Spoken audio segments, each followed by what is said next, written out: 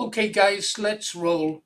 Got a lot to get into this morning, quite a bit actually, about the war in Ukraine and with the Reform Party, Advance UK, and Rupert Lowe.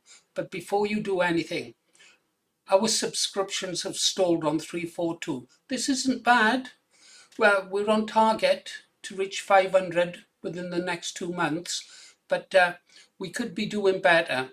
There are now almost 40,000 members of Advance UK, and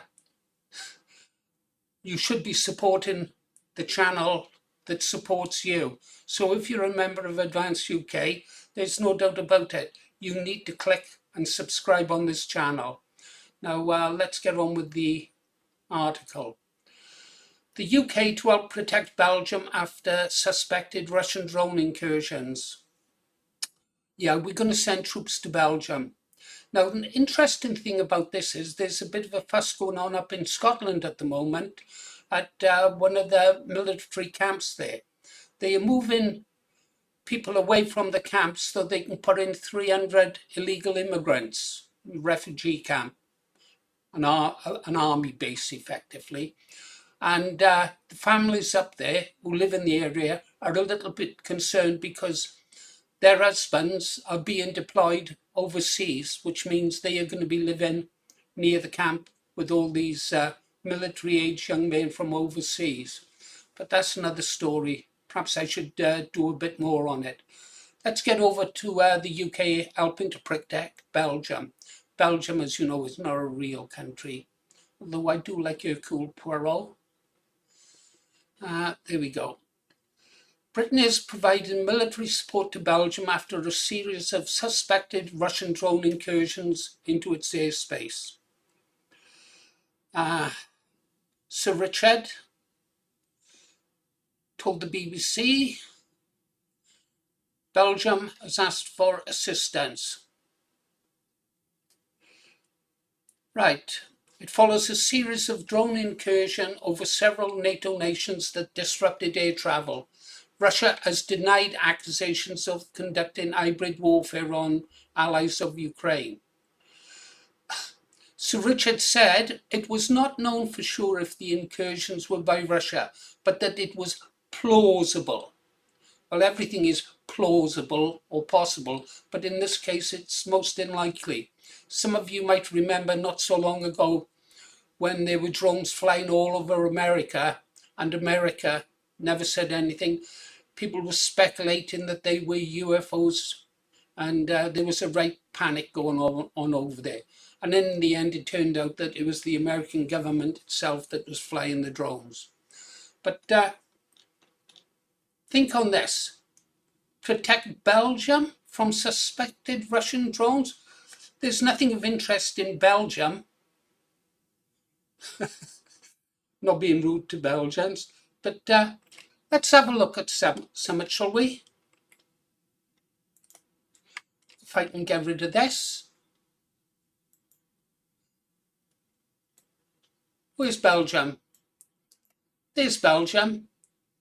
Did they really expect us to believe that Russia, which is kind of over here, is Belarus, all the way over here, there's Moscow. Did they expect us to believe that Russia is flying drones over all of Europe to Belgium? And you telling me that you could say that the Russian Navy were operating them when down here we've got some of the most sophisticated radars in the world for locating stuff like that, and they expect us to believe that those are Russian drones flying over Belgium. They must think we are stupid. I know a lot of people are stupid. They vote for Plaid Cymru or the Labour Party. Still some people voting Conservative. Anyhow, that's that story out of the way. Now let's have a look at this, because this is another complete and utter nonsense. German general, Russia could launch a limited attack on NATO as early as tomorrow. Seriously? Does anyone seriously think that Russia would launch a limited attack on NATO? Whatever President Putin is, he's not stupid. An attack on NATO would mean World War III, and that's the last thing that Russia wants. They want peace, they want trade, they want to sell their oil, gas, and rare resources to Europe. But it's America, they don't want them doing that, do they? They don't want Europe buying cheap energy from Russia, which is why they've got the sanctions and forcing them to buy expensive liquid gas from America. Although Hungary's managed to opt out of it. Well done, President Orbán. He looks after the Hungarian people. No DEI there. No stabbings either. Anyhow, so this German general thinks that Russia could launch a limited attack on NATO. Complete and utter nonsense. What they're trying to do is just frighten the British people, because in the UK we've actually increased our defence spending. I don't really have a problem with defence spending, but I think our army would be better off being deployed in the UK and protecting the British people from the 4 million young men that we've brought in to resettle our country. We are going to need an army, but we're not going to need it to fight the Russians. We're going to need it to fight the invaders who are already living in the barracks that we pay for. Anyhow, let's have a look. Let's carry on with this story. What's this? German general reveals NATO plans to deploy 800,000 troops to fight Russia. We've got no intentions of fighting Russia with NATO. NATO knows that a war against Russia, they would lose. We've already seen that Russia has defeated effectively NATO in Ukraine in that special military operation that some call a war. Does it make any difference to a soldier who's blown to bits whether he died in a special military operation or a war? I don't know. All I know is that 2 million young Ukrainian men are dead and the country is ruined because of we overthrew a democratically elected government in Kiev. But that's besides the point. I'm drifting off. So, 800,000 troops to fight Russia. Russia would win if there was a war. And in the worst possible case scenario for Russia, if they were losing, they would resort to nuclear weapons, as would the West if Russia attacked. No, there will be no war. Right. So that's what they expect us to believe. They're just trying to frighten the people. Now we have to go somewhere else. Let's get rid of that war. I've had enough of war. Let's see what our political parties, or rather the parties that we are interested in, think of it. Bear with me. There goes the war. And here comes this. Okay, what have we got? I thought I'd have a look up and find out what the Reform Party, Advance UK and Rupert Lowe thought about the Ukrainian war, or what they've had to say about it in the past. So let's put that there and that there. First off, we've got the Reform Party and Nigel Farage. Now, I know you guys can read, but I'll read it out for the benefit of those people who like to wash their dishes whilst I'm blathering on. Nigel Farage has said repeatedly that the West provoked this war. True. By expanding NATO and EU eastward. That was the red line for Russia. We told them in 1990 that we promised them that we would not advance eastward. But what did we do? We crawled right up to their borders. Why? So that NATO could have a purpose in life and arms dealers could get even more richer. He also said he found Vladimir Putin not to be a good man.